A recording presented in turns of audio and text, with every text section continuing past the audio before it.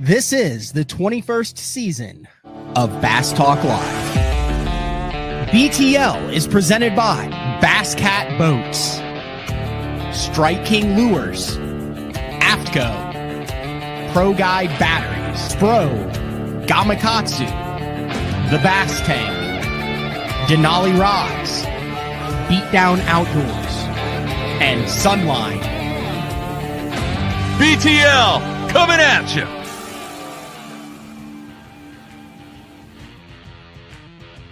Good morning and welcome to another exciting edition of BTL Bass Talk Live, where we are going to talk about bass fishing on the day following the biggest day every single year in professional bass fishing. It is the Monday after the Bassmaster Classic, the second time that the Bassmaster Classic was held on Ray Roberts, the first being in 2021. Here, we're going to bring our first guest in today to get their initial thoughts on it.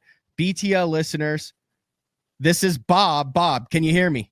I can. Good morning. Holy cow, you have like a setup that's better than 95% of the other podcasters that I have on the show. Right? I'm telling you. You got a little Mountain Dew sponsorship in the background there, everything. I'm telling you, I do a Mountain Dew podcast. So. Oh, you do? Fantastic. All right, where are you from? Burleson, so South Fort Worth. So right here at the home of the 2025 Bassmaster Classic. Perfect. All right. Thanks for jumping on BTL the day after Father's Go takes it home. Hopefully that wasn't too long of a timeline with Easton, but there's a lot of data points in there. And once I started, I kind of had to finish, and I was like, holy cow, he hasn't had a week off since he was in junior high.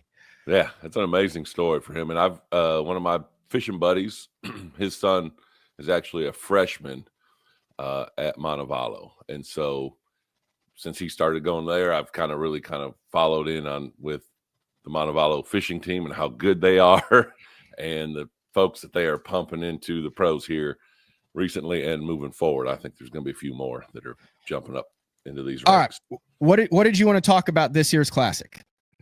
I'm gonna spend some positivity. I enjoy the Classic. I really love it. I mean, I see a lot of comments on different things like, oh, this and that, but I enjoy it. I got to meet some of the All-American high school kids, got to meet, obviously the pros and see all the stuff, but then like the storylines of college guys that weighed in on the Classic stage from yesterday. It was a long way in for sure, right? We were there. I was there from 3:30 every day till I don't know what time we got done, whatever. I've lost my voice yelling for everybody, but just took my kids down there on Saturday, and they got to catch some catfish in the pond. I saw that. Those catfish were bitey too. Every time I walked past that, there were like 3 kids hooked up on about a 1.5 pound channel cat. Yes. It was fun. My daughter caught 4, my son caught 1, and he was getting kind of nervous because she was pulling them in left and right. And he was like, I gotta get. They weren't in there when the 4 Crochet boys were in there, were they? Because Cliff Crochet's kids, I saw it personally. They were like racehorses, like in the gates when they opened it, and the next group of kids went in. All 4 of them, I think they caught every catfish in there 3 times. Yes, so that was fun, and I think for the family, I think it's an awesome family event. There's plenty for kids to do to keep them interested. And stuff to look at, touch, smell, taste. Some kids might taste it. I don't. But like, it's fun to take your kids there, and that's going to be the future of the sport. I know we got to grow the sport. But like those kids and seeing some of them kids smile when they get a high five from a pro or catch the fish like that or take their picture with whatever, like super duper fun for the family. I loved it. We'll stay on that expo. So to me, I've been to every Bassmaster Classic Expo since 2008.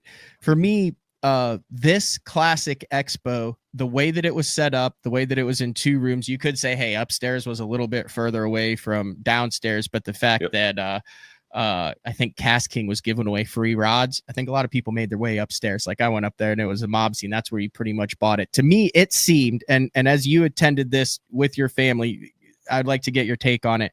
The best flow to a classic expo. It didn't seem overly crowded, and there seemed like an ample number of professional anglers and legends, whether it be Roland Martin, Jimmy Houston, a Dean Rojas, a Justin Lucas, a Chris Lane, a Jason Christie, a Rick Clunn. And I saw so many people one-on-one interacting with their angling heroes in a setting that didn't seem cramped. It seemed like it had good flow, and it seemed like everyone had a bag of stuff that they'd bought. Like, I give this a 10 out of 10 expo. I don't know if you went to the one in 2021 or how many other you've attended, but this seemed like a really well-run quality expo that seemed like it had fairly good attendance. I don't know the numbers. I haven't seen it, but yes, I felt it was very well attended. I lived in Louisiana, and I drove over for the one in the last time it was here, 2021 or 22, and brought the family over for that. That was a lot of fun. And then we went this year, obviously. So two different things. I liked the location in 2021 because it was right next to the weigh-in, and I parked, and I was one-stop shop. Now, it was in June, and it was really hot, and a lot of that stuff wasn't in air conditioning, and that made it kind of miserable. But yes, this location was amazing.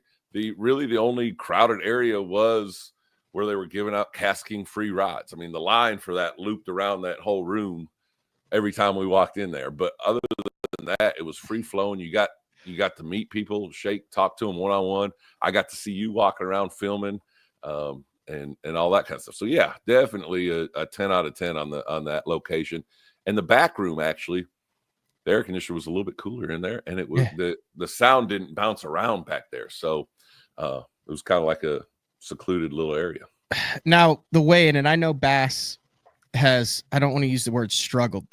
I'm sure they have long meetings about how to do the Bassmaster Classic weigh-in, because you have title sponsors, you have supporting sponsors, you have, hey, we want to go around the arena and throw out these baits and shoot these t-shirts, and we want to make sure we recognize the kayak anglers and the high school anglers and the college fishermen and set the when all that happens, and then you take into account that you've got anglers that are you're from the area. When I say my girlfriend Courtney lives in Fort Worth, like a Friday during rush hour, that drive from Ray Roberts to downtown Fort Worth is not what you would call smooth. Traffic is always that way. We went up Friday morning. My cousin flew down Thursday from Wisconsin, walleye fisherman, first classic he's been to, loved it, said, man, it didn't seem like it was too busy. But we got in traffic getting up to the launch on Friday morning. I mean, I was like, man, we're going to be kind of late. We tried to leave early so we could get there an hour, and we got there about 15 minutes before they took off, just because we got backed up. And that's Dallas Fort Worth. I mean, there's just traffic all the time everywhere. But to me, and I wasn't in the arena, but I talked to people that were. I watched it. It did not seem as crowded, definitely, as it was in Tulsa last year, or in past classics. It seemed like there were a lot of empty seats, especially on days 1 and 2, and even on the final day. Yes, and it kind of, as it went, I mean, it was a long way, and I think maybe some folks kind of were like, all right, it's time to go. 5.5 hours on the first day, but who's so those last few anglers that were coming through were kind of coming into a fairly empty arena, I would say. Everyone stayed around, I think, pretty good on Championship Sunday. I would like to say, how about KVD and Zona shooting t-shirts up? But Zona's holding the deal over his shoulder and putting some on a rope at some folks up in the stands. I said, oh, man. Yeah, that was fun. It also seemed, though, like a lot of hometown guys that were rooting for Lee Livesey. Like, I think what he's done for his career. Over those 2 wins at Fort. Really good trio of kind of locals, each with a very unique story that all kind of came to a head this past week. Yes, definitely. It was fun. All right, I want to ask you about the Mountain Dew podcast. How you actually do a Mountain Dew podcast? Yes, I do. My best friend from high school, Phil, and I, we are the Mountain Duo, and We do. How can we watch, listen that? Give it a shout on out. YouTube. It's on YouTube, The Mountain Duo. We got Instagram, and we're not we're old guys, so we're older, so we don't have all the social medias going like we should maybe, but it was just been fun for us to review, because a lot of folks don't know that there are probably hundreds of flavors of Mountain Dew. They just know a couple of the flavors, and we kind of review them all as they come out, and just have fun with it, Yeah, I definitely have to check that out. I know Jody White, who he covers all things. Well, he's won an Open on 1,000 out. He was the one who was asking about. I think he might be a Mountain Dew fan. So anything else before I get you in? Also, that'll put you in. I got your name down here. Have you that's that new Sinking Braid? It's actually been out for a year or two, but it was on my list to go try to find it, and then I got too busy, and I did not get to find it. Yeah, it was at the. So I don't know if they had it for sale or not, if they were just showing it off. I think so. You'll like it though. But I'll put you in there. I've got everyone down. So who's on? And then 16 shooter, like in Texas, where you are. I mean, you can wind a pink chatterbait around with that, Bob. That's right. Yes, indeed. So, anything else before I let you go?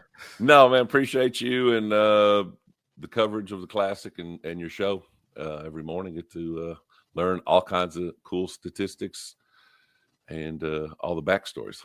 It's fun. All right, thanks. And check out the Mountain Duo show on YouTube with Bob. All right, there we go. We're going to take our first break of the show.